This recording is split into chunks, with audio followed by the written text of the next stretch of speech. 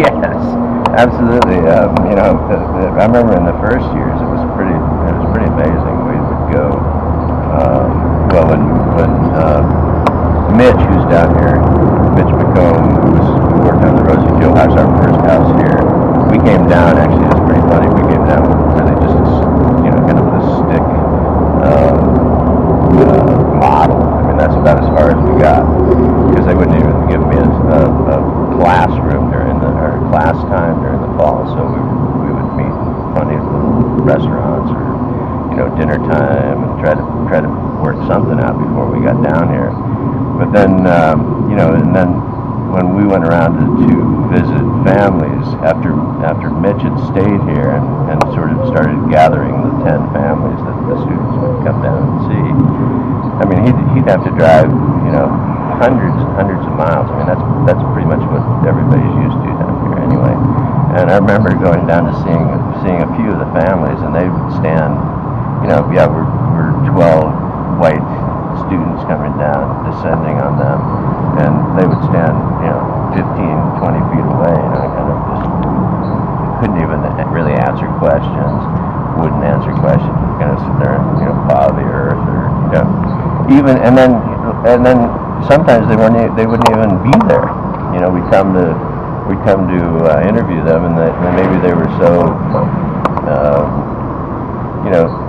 so taken aback by even thinking of the prospect of having to deal with it that maybe they wouldn't even show. So that's pretty interesting to me, that if you have the opportunity to get a free house, and then you might not even show because just because of that whole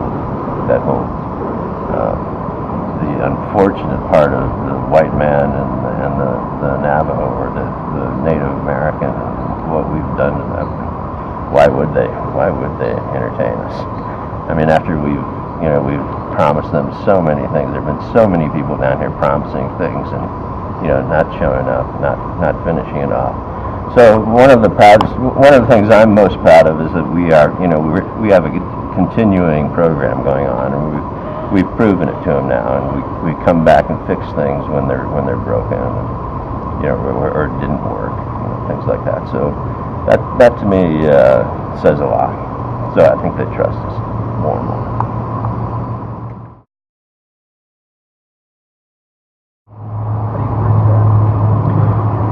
Well, we don't actually.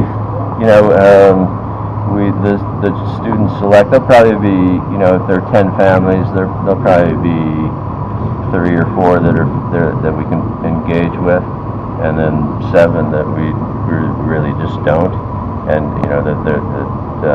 somehow they're reluctant to even really answer questions or answer in one word answers,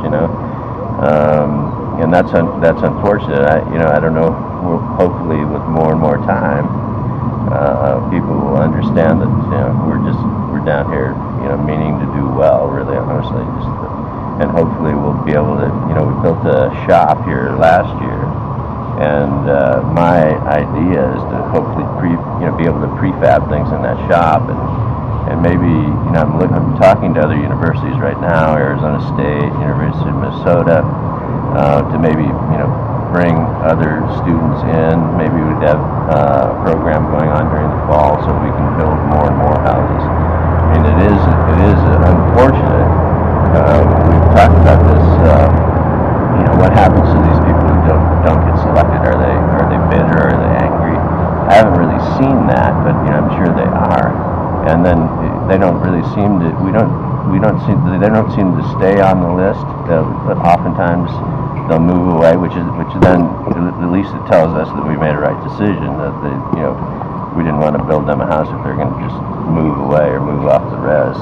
In order to work, or in order to really make any money, or survive at all in the way we Anglos think, they have to leave the reservation to make any money. There's really no industry to speak of on the reservation. I mean, there's coal and there's some oil, but I'm not even sure that the Navajos are employed doing that. So oftentimes they have to leave, and that's unfortunate. So are they bitter? Perhaps, Are they jealous? Very jealous. It's a very jealous group out there. And the Navajo Nation is divided into, the whole tribe is divided into clans.